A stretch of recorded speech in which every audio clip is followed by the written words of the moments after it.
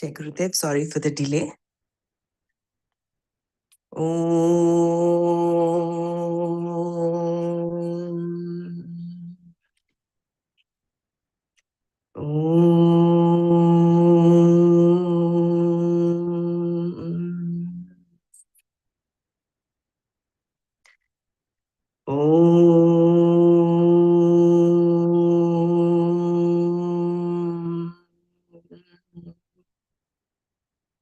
Om Sahana Vavatu Sahanau Bhunaktu Sahaviryam Karavavahai Tejasvinavadhitamastu ma vidvishavahai. Om Shanti Shanti Shantihi. Narayanam Namaskritya Naram Chaiva Narottamam Devim Saraswatim Vyasam Tato Jayamudirayet.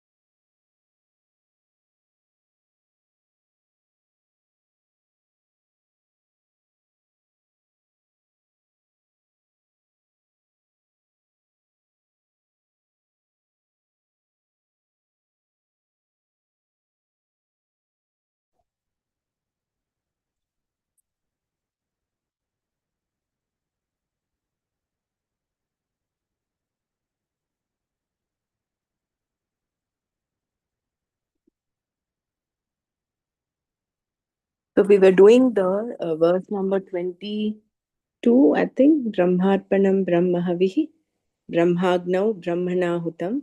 23, I think, not 22. Brahmaiva Tena Gantav. Oh, 24 actually. Brahmarpanam Brahmahavihi Brahmagnau Brahmanahutam Brahmaiva Tena Gantavyam Brahmakarma Samadhina. So the means of offering is Brahman, the oblation is Brahman, offered by Brahman into the fire, which is Brahman. Brahman indeed is to be reached by him who sees everything as Brahman.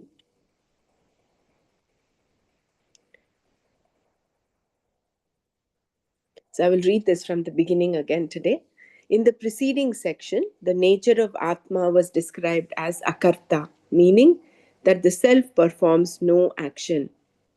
Action takes place based on desire and will, types of thoughts that belong to the buddhi. The physical body, kaya, organ of speech, vak, and the mind, manas, are the three means of action, karanas. Here, the physical body refers to the hands and legs, the limbs that are used to perform action. Any action that is done can be grouped under any or all these three. For example, when you offer a prayer, it can be either a mental or a verbal action or a ritual involving physical limbs. All three involve the mind. So the buddhi is first of all required for the will. Action takes place based on the desire, types of thoughts and will, desire and will that belong to the buddhi. And from there are three types of action that are possible: mental, verbal, and physical. So these become the karanas. If Atma is the body mind sense assemblage, which is the basis for all actions to take place, then I become the actor. Whereas, if this assemblage is not Atma, Then Atma is free from the body, mind, and senses. It is in the form of pure consciousness, Shuddha Chaitanya Swarupa, and performs no action whatsoever. Thus it was said that even while performing action, the wise person does no action whatsoever because doership is not there for the person.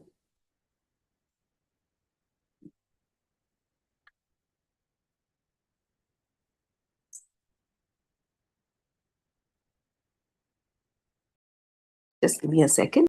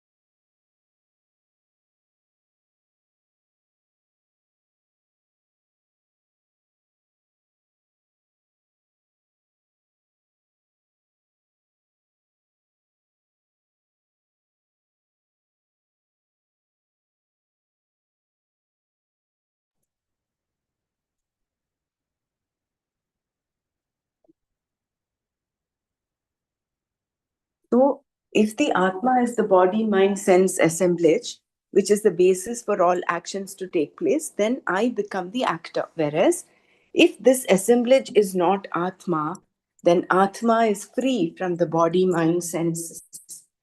It is in the form of pure consciousness, Shuddha Chaitanya Swarupa, and performs no action whatsoever. Thus, it was said that even while performing action, the wise does no action whatsoever because doership is not there for the person.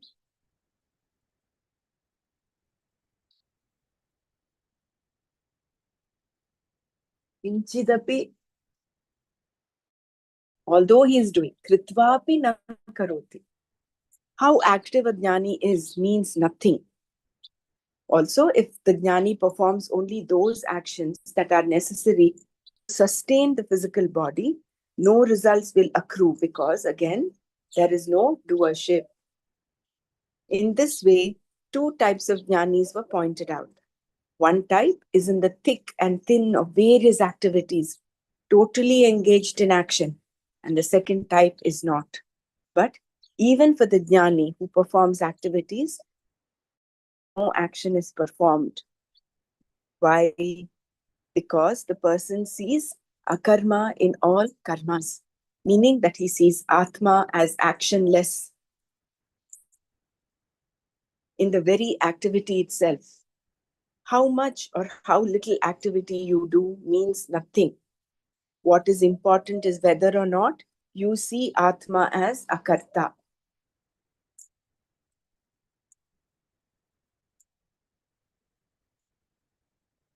There is no rule about how a wise person should be. One person may be very active and another may be a sannyasi. A sannyasi can also be active or not very active. He may perform only those activities necessary to sustain the body or may be involved in the world because of his prarabdha.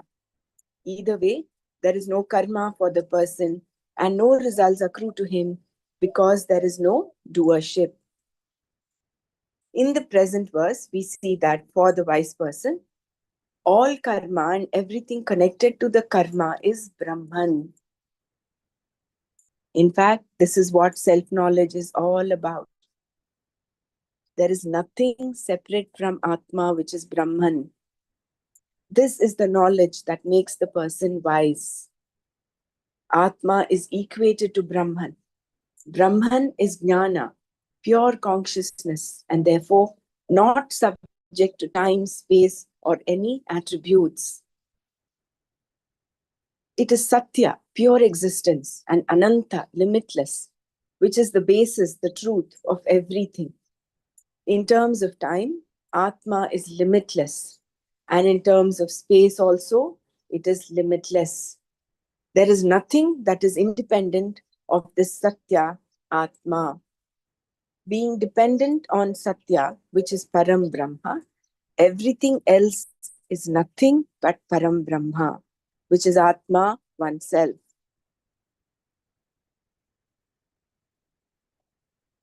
So everything that we see is dependent on that one pure existence, which is Satya, which is Ananda.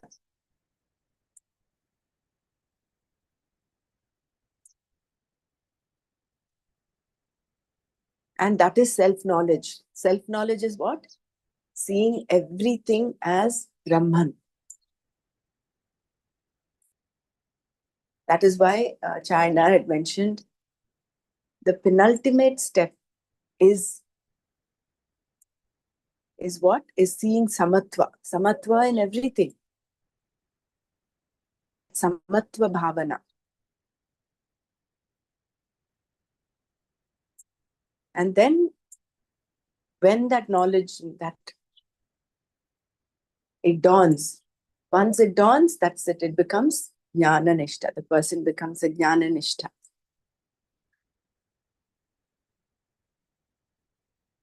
So because there is Brahman is Jnana, pure consciousness, and not subject to time, space, or any attributes. So where is the question of feeling scared, feeling fear? The greatest fear is fear of death. So when one realizes that Brahman is not bound by time, space, where is the fear? Becomes nirbhaya, bhaya rahita. And of course, all the other raga dveshas and everything. That is a given. So one who sees Atma as free from action, sees Atma as Brahman, and this is Jnana. Therefore, we have to understand Atma as a non-doer, as Param Brahma. With this knowledge, all actions and everything connected to them, including the results, are nullified, negated.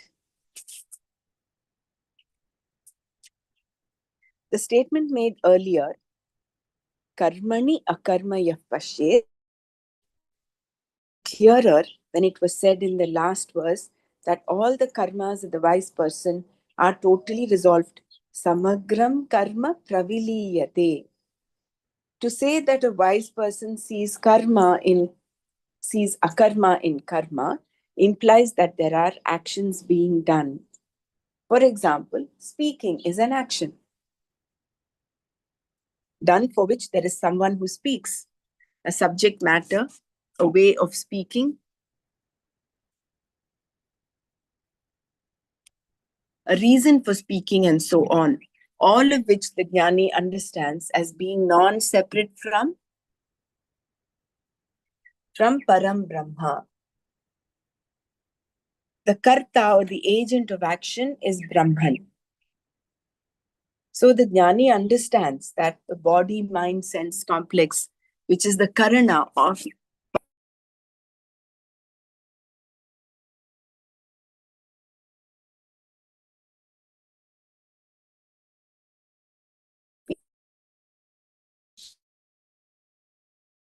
physical.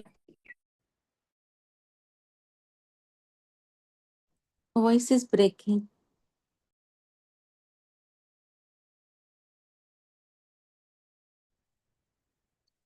So everything that is mithya is,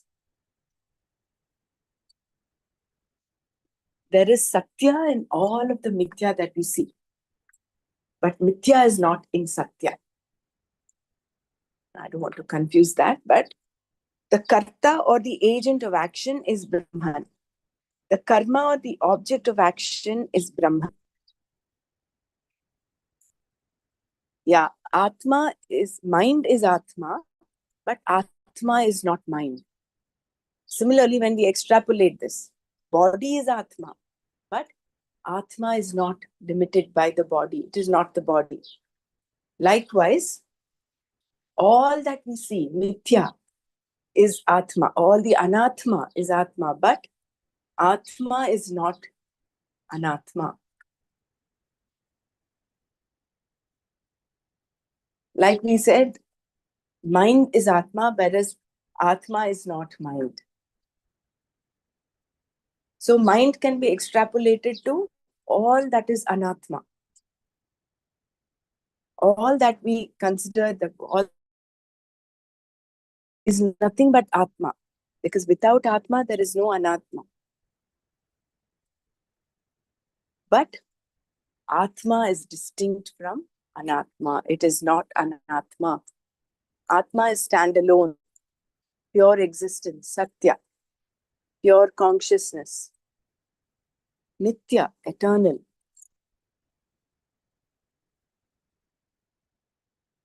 Okay. The statement, the karta or the agent of action is Brahman. The karma or the object of action is Brahman. The karana or the instrument of action is Brahman. And the place where the action is done is Brahman.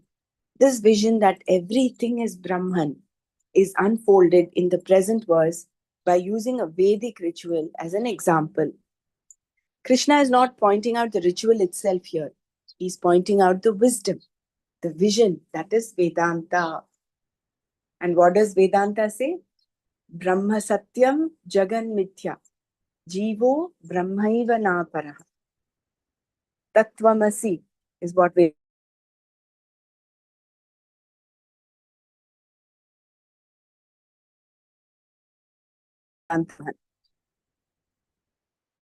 Krishna uses a Vedic ritual to unfold the knowledge. A Vedic ritual is as good as a prayer.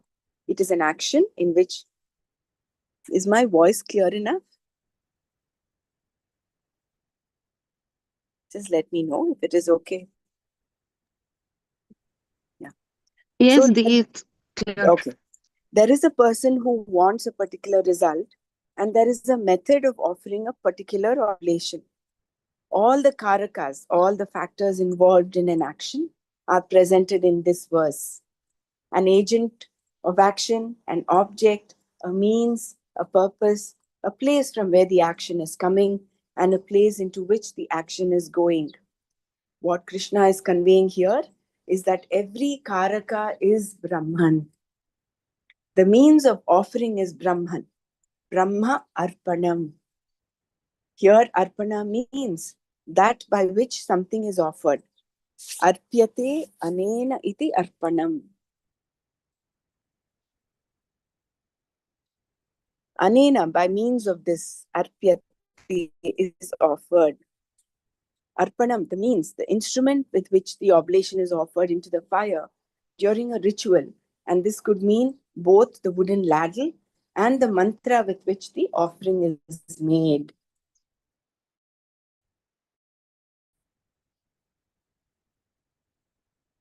So, arpyate anena iti arpanam.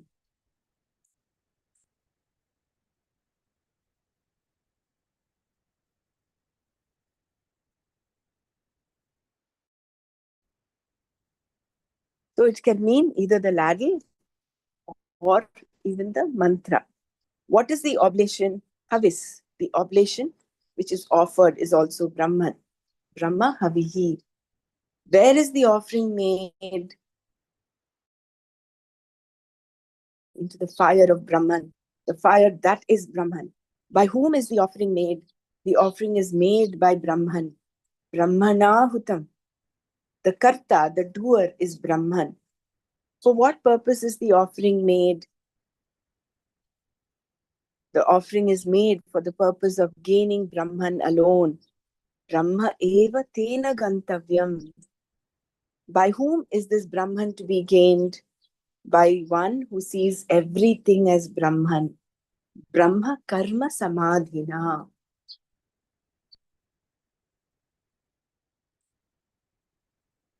Arpana is that by which something is offered, a wooden ladle, for example, or a mantra with which an offering is made. Arpyate anena iti arpanam. And while offering, a particular mantra is chanted to indicate exactly to which devata or deity the oblation is being offered. For example, the words Indraya Swaha, Indraya Idan Namama are to invoke the devata called Indra, and they mean this is being offered to Indra. This does not belong to me anymore. Similarly, Agnaye Swaha, Agnaye Idan Namama means this is for Agni, this is no longer mine. In this way, you are not making the devata indebted to you.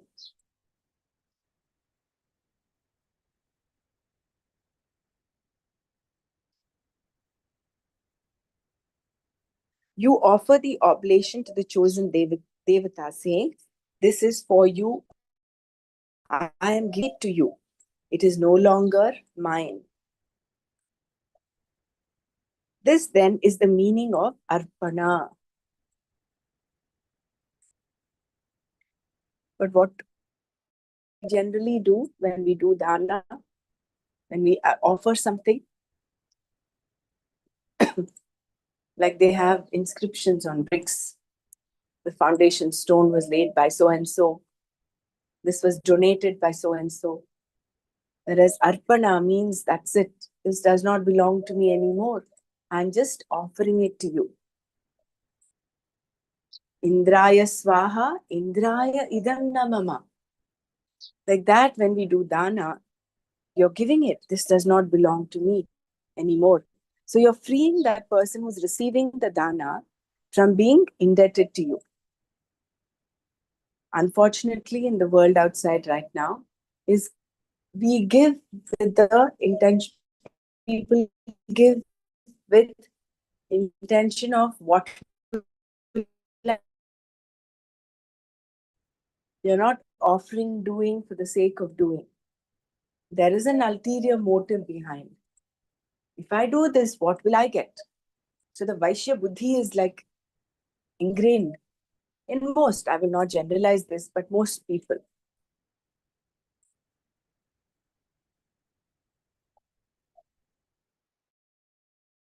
But I just remembered this thing called Panchagni with respect to this offering, in the sense how a human birth is formed, how a human being is born, is because of this Panchagni.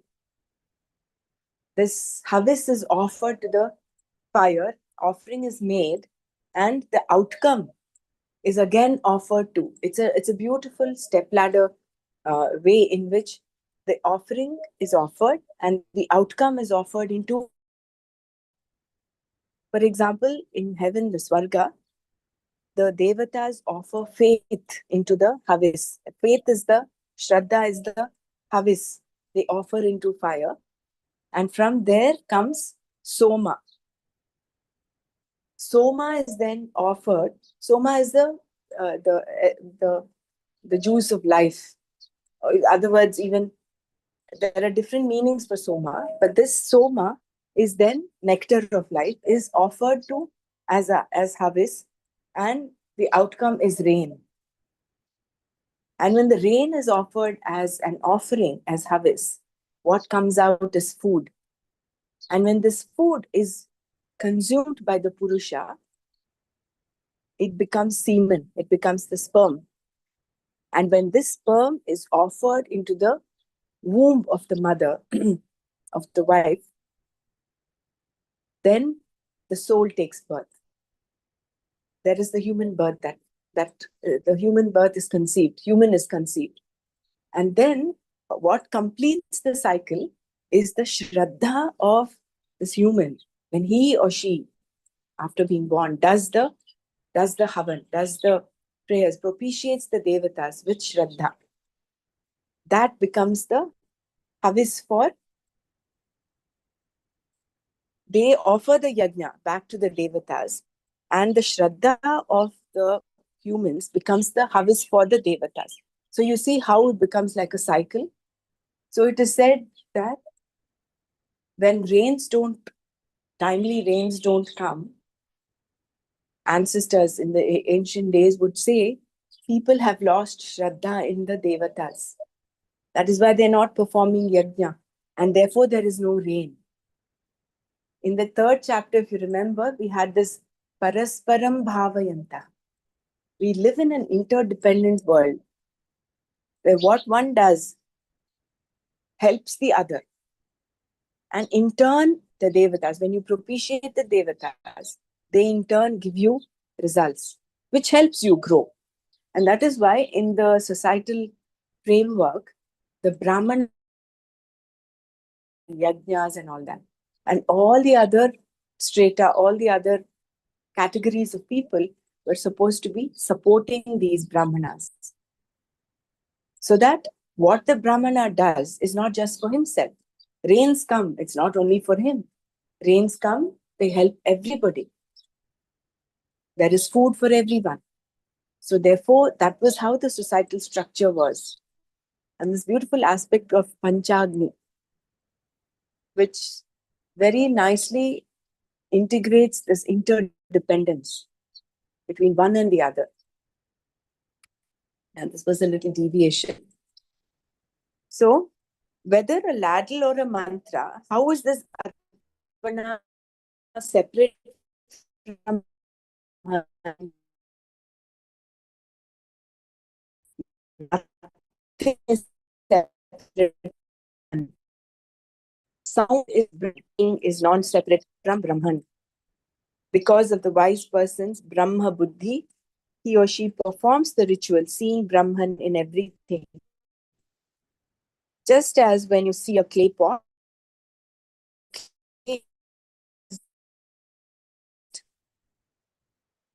you don't see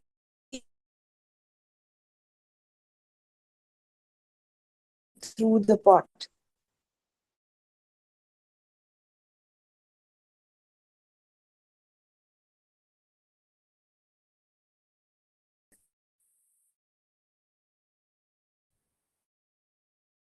Whether it is Hankund, whether it is the mantra, whether it is the action, everything.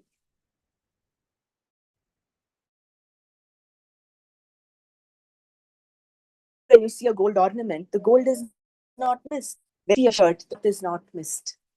I think these last two lines are beautiful takeaways for contemplation of seeing Sarvam Brahmamayam. When you see a pot, you don't see it separate. You don't see the clay separate from the pot. Similarly, a shirt, you see the cloth in the shirt. The cloth is not missed. The gold is not missed in the gold ornament. How come, alas, we are missing Brahman in the whole Jagat?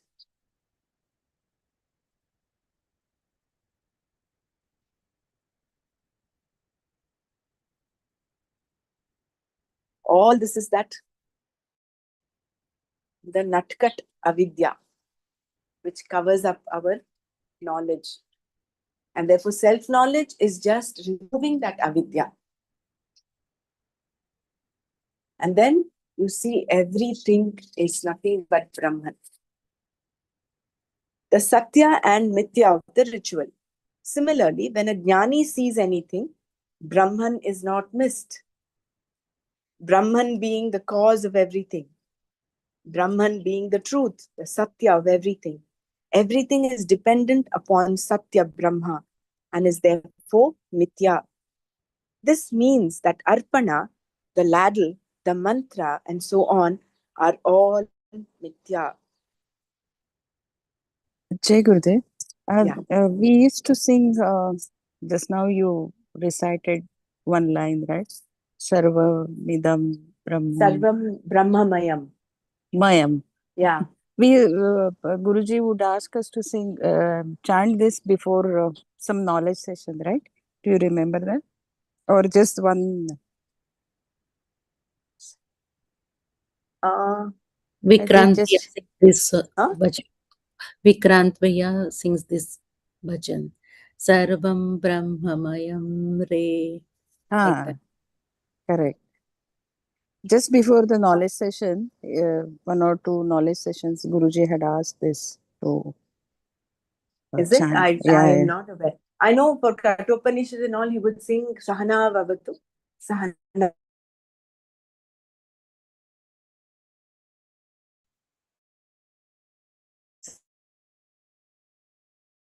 Karavahi Tejasvina Bhimasma Shava. That was a prayer, all the, I think maybe all any prayer related to Brahma, that Brahman that he was. I may have not, I may have missed that knowledge part maybe. Yeah.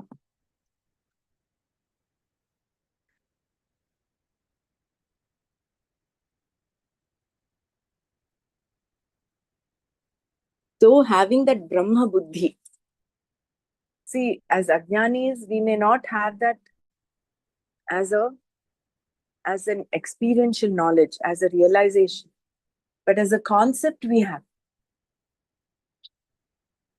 So therefore, when we practice this more and more, we come from the space of acceptance. Acceptance not just ourselves, but of everything around. Again, it is not active, it is not passive acceptance. Of course, you have responsibility actively. When you accept moment to moment, you remember that beautiful meditation that we would do towards the end. Acceptance, meditation is nothing but acceptance. You're accepting the present moment. You're not caught up in the past or the future. And if we can live our life moment to moment with that acceptance, then there is just joy. You're so centered in yourself. Nothing can shake you away from your center. What shakes us off is just these Arishad Vargas, these Shadripus.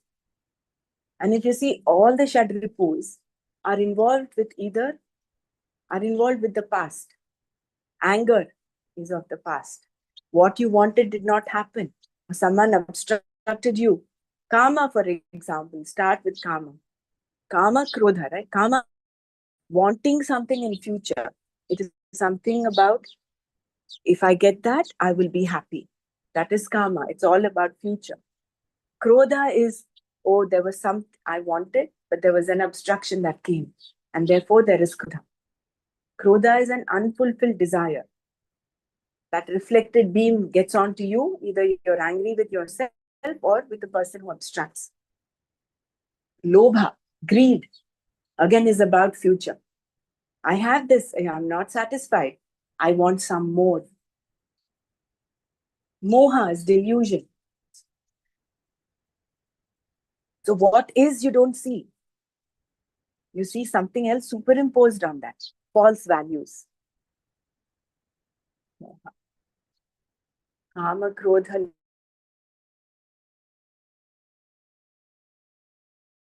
feeling inadequate, insecure. So in order to showcase yourself as something more, you put on that air of superiority complex. You get approval from others, you feel happy. Because to begin with, you don't approve of yourself. You don't like the way you are. You feel inadequate, incomplete. From there stems the sense of mada. And matsara, matsarya is the worst of all the Shadripus, is that when someone else is happy, I burn inside with envy. All the others are about me. It's about, I want to be happy. I want to get this. But here, when the other is happy, the other gets something, I feel a sense of inadequacy.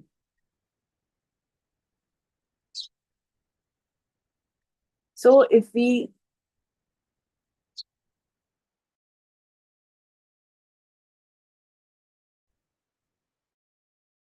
in the moment, then none of these repos will entangle our mind. And then we feed this Brahma Buddhi, like that, what is that called? Bhramara Kita Nyaya, it's called, where the cocoon is there and the mother wasp goes on and on circling that, making that sound. And this cocoon inside, the larva inside, keeps listening to that, listening to that. And then when the cocoon finally becomes the bee, it also starts humming the same. All the Shravana that we're doing, or Vedanta Shravana is like that, feeding the consciousness with this Brahma Jnana and listening to it again and again, again and again, doing Manana, not just Manana, doing Nididhyasana about it, contemplating. That will ultimately lead us to the goal. And how do we do this? Are we in a hurry to accomplish this in this life? Vita raga, bhaya krodha. Without that, and without that feverishness, with that infinite patience, there is nothing. A goal does not need to be reached. You are the goal. You are the means. You are the goal. In fact, there is a beautiful song that I think Gurudev himself composed, and Dr. Sharika sang it. You are the goal. You are the passenger. You are the means. Everything you are. And it very nicely resonates with this 24th verse, Brahmarpanam Brahma Havihi. Where are you running? You are the goal. So the object. Oh, she sang it, is it? Oh, so beautiful it is. Word is clarified, but yeah. Huh? No, Dr. Sharika sang that. A very, very well sang and beautiful song also by Gurudev. Yeah. Oh, मैं मंजिल, मैं ही सफर हूँ. तू ही मंजिल, तू ही नहीं राही. मैं ही मंजिल, हाँ, sorry, not तू, मैं ही मंजिल. मंजिल, Yeah. मैं ही सफर हूँ. मैं ही सफर हूँ. And then he goes on to say, I'm Krishna, I'm Yashoda, all of right, that. Right.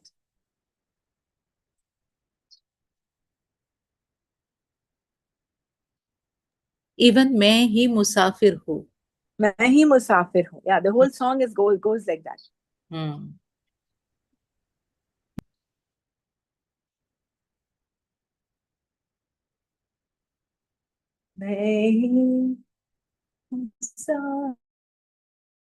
Post that in the thing.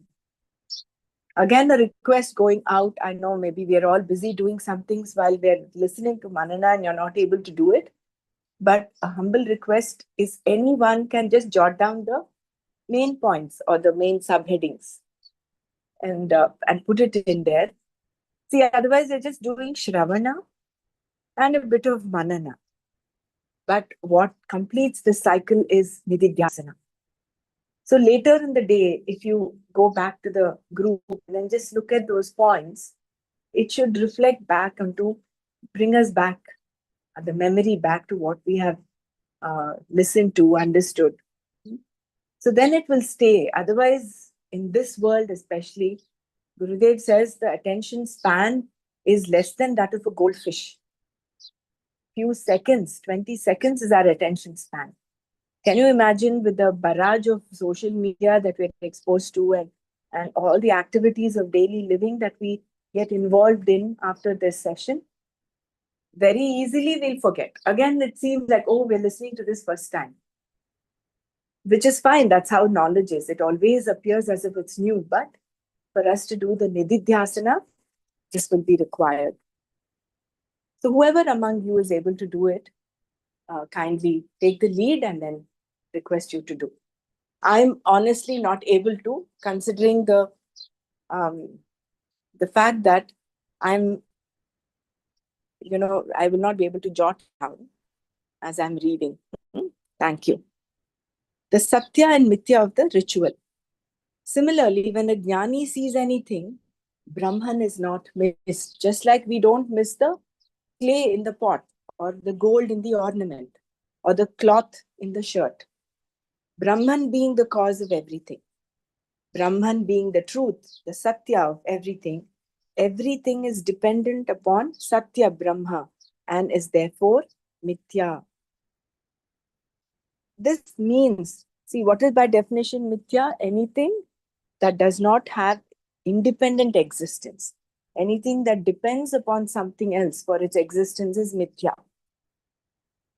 So therefore, Brahman being the truth, the Satya of everything, everything is dependent upon Satya Brahma and is therefore Mithya. This means that Arpana, the ladle, the mantra, and so on are all Mithya. Thus, Arpana is Brahman, Brahma Arpanam. The object offered is Havis, clarified butter or any other thing that is offered as the oblation. This is offered by Brahman, Brahmana Hutam. That is, the person who offers the oblation is also Brahman, a fact known to the wise person. Hutam means is offered. This word refers to the act of offering, the kriya. The oblation havis is offered unto the fire, Agni, the location in which the act of offering takes place. Here too, Agni is nothing but Brahman, born of Brahman, and therefore non-separate from Brahman.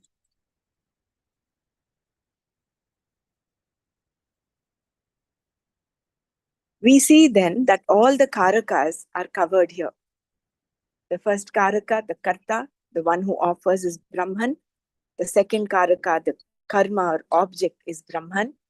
The third karaka, the karana or instrument is Brahman. The purpose that takes the fourth case is Brahman. And the fifth karaka, from where the action comes, is Brahman. Because the sixth karaka, the possessive or genitive case, generally does not relate to an action. It does not generally represent one of the six karakas. The sixth karaka, which takes the locative case, is also here in the verse. It should be actually the seventh karaka. Here it is said, in the fire of Brahman, Brahmagna. Therefore, the fire into which the offering is made is also Brahman. Performing a ritual as a doer. If a person performs a ritual for the sake of heaven, he or she is a karta. Because I am a karta, I want to go to heaven. And this heaven is separate from me. Therefore, if I do this particular karma, the karma phala will be punya, and this punya I can later encash for a ticket to heaven. This is the meaning of a ritual if I am a karta, whereas if I know that I am Brahman, it is altogether different. Brahman is everything, including heaven. This being the case, what is to be gained by this person, by the person of knowledge? Brahman alone is to be gained by the wise person. Brahmaiva tena gantavyam. This is to say that nothing is to be gained because the jnani is Brahman. Gantavyam means that which is to be reached or that which is to be accomplished. Because the person is already Brahman, there is nothing to be gained. Everything being Brahman, there is nothing away from Brahman, and therefore nothing to be gained that is not Brahman. But while this may indeed be a fact, one has to know the fact. Otherwise, the person is a karta. Then, looking at everything in a ritual as Brahman becomes a form of meditation, upasana. Wherever you deliberately superimpose something exalted on something ordinary, there is upasana. Just as you deliberately superimpose United States on a piece of cloth with so many stars and stripes. So what is upasana? When you deliberately superimpose something exalted on something ordinary. Like, for example, all of us Hindus, we we superimpose a deity on a piece of stone, on an idol. In fact, all of nature, whereas you superimpose divinity, all the panchatattvas, all the five elements, you consider them as deities. Superimposition need not be deliberate always, like when you mistake an object for something else. Without any deliberation, you may superimpose a snake on a piece of rope, for example. This is a mistake. But to take a wooden or stone statue of Vishnu for the Lord is not a mistake. Unless, of course, you take the given form alone as Vishnu.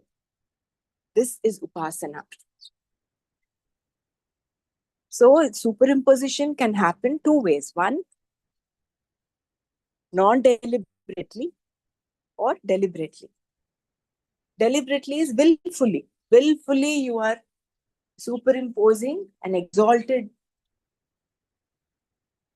something exalted on something which is very ordinary. Like, for example, if you see your neighbor as divinity, see your God as divinity, see everyone in front of you as nothing but God, that is deliberate superimposition. And that is not a mistake. Whereas taking a rope to be a snake is also superimposition, but that is a mistake. Because what is not what you're seeing. You're superimposing something else on it. Why? Because of delusion. But here, willfully, you're looking at everything as nothing but divinity. See, you can still take the form of a wooden statue to be Vishnu, but when will it be a mistake? If you say only this thing is Vishnu, nothing else, then you become a fanatic. Unfortunately, that is what has happened with Shaivism and what is that other term for people who worship Vishnu? They say only Shiva. People Vaishnava. who even Vaishnava, sorry, yes, Vaishnavas and Shaivites. Shai- Shaivites and Vaishnavites. So some of the Shaivites are so staunch believers of Shiva, for them Vishnu doesn't exist. And likewise, Vaishnavites, they say Shiva doesn't exist. He's not divinity. That is fanatism. That's a mistake again. So, but to take a wooden or stone statue of Vishnu for the Lord is not a mistake. Unless, of course, you take the given form alone as Vishnu. So, Upasana is superimposing something exalted on something ordinary. Knowledge alone is involved here. Whereas when a person realizes the fact, I am Brahman, it is knowledge, not Upasana. See, what a karma yogi and what all of us do is Upasana. Self-knowledge is not Upasana. You're not superimposing. It is, you know it for a fact. Because the person realizes, here in this verse, knowledge alone is involved. The ritual being performed by one who sees Brahman in all actions. Brahma karma samadhi. Seeing Brahman everywhere is called Brahma karma samadhi. How can one see Brahman everywhere? If one goes around with eyes wide open, will Brahman be seen in everything? When a chair is seen, do you go beyond the chair and see Brahman? Seeing Brahman is not like looking at a shirt and seeing the cloth. When you see a shirt, you see only the shirt. Obviously, then, you do not see Brahman in this way. In fact, you will not see Brahman because you are Brahman.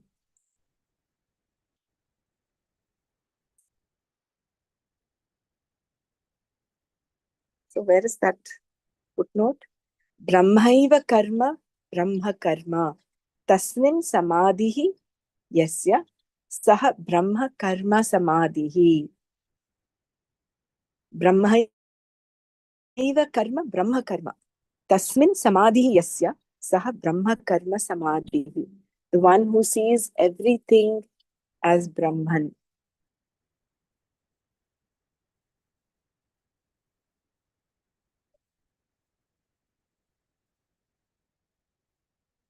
Understand? Yes. So how can one see Brahman everywhere? So it is not like seeing a shirt. When you see a shirt, you see only the shirt. Obviously, then you do not see Brahman in this way. Not see Brahman because you are Brahman. The thought that objectifies the chair is Brahman. The space in which the chair is sitting is also Brahman. And the chair itself, with every particle of it is nothing but Brahman. The object of any thought is non-separate from the consciousness that is Brahman. And the knowledge of the object, the thought itself, is also non-separate from this consciousness. The one who knows, who has the knowledge of the object, is also nothing but consciousness.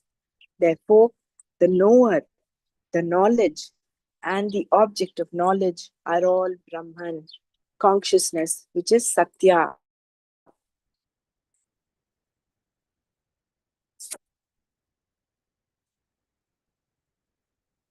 Thus, the statement, I am Brahman, means Atma is Brahman, which is Nirvikalpa, that which does not have the knower, knowledge, known distinction, Jnatra, Jnana, Jnaya Bheda. Nirvikalpa does not mean the absence of thought, but points to the non difference between the knower, knowledge, and known. Because knowledge is myself, the knower is myself, and the object of knowledge is myself. These three are only apparently different. Thus, to say, I am Nirvikalpa is to refer to the fact that there is no real difference between the knower, knowledge, and known.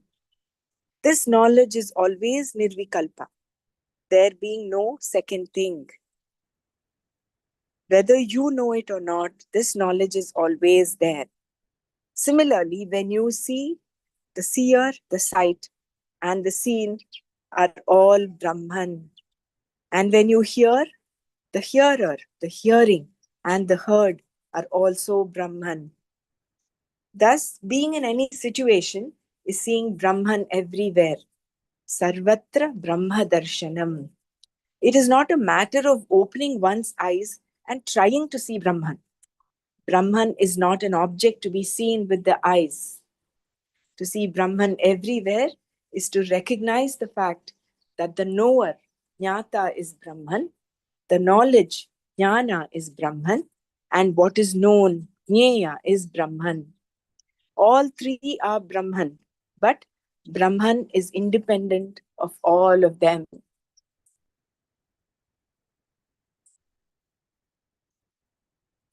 think we'll stop here.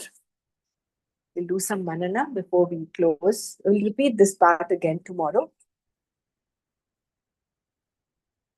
The Gurudev talks of the Triputi, all the three coming together. That is Brahman.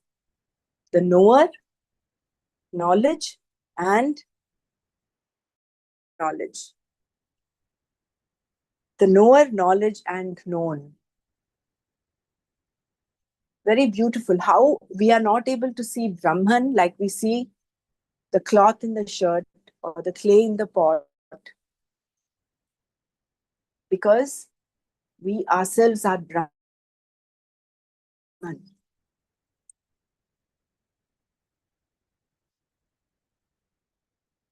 We are non-separate from the things we see.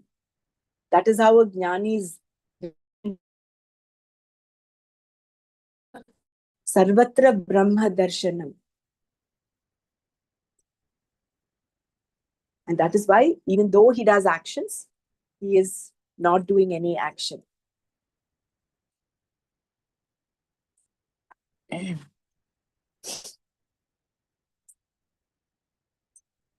Anybody wants to share anything?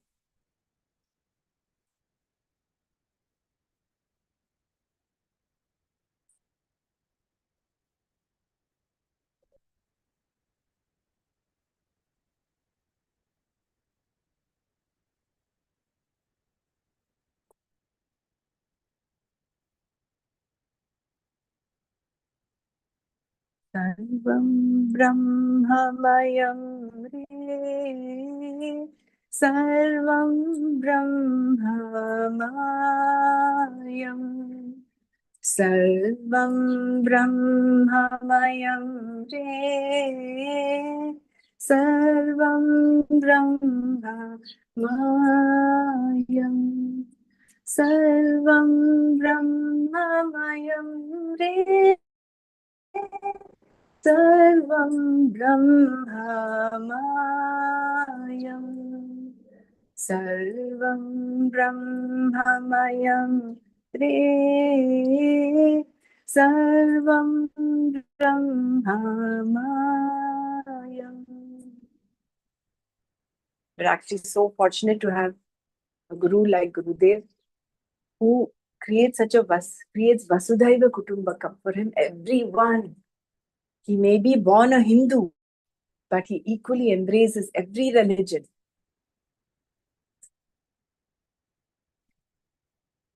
Really blessed to have such a master guide us. Yeah, Jai Gurudev. I think we'll stop here. Om Loka Samasta Sukhino Bhavantu. Om Shanti Shanti Shanti. Om Tat Sat Shri Krishna Arpanamastu. Jai Gurudev.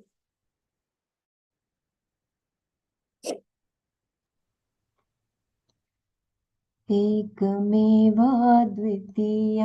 ये ब्रह्मा निर्गुणं निश्चलं निर्विकारम् एकमेवाद्वितीयं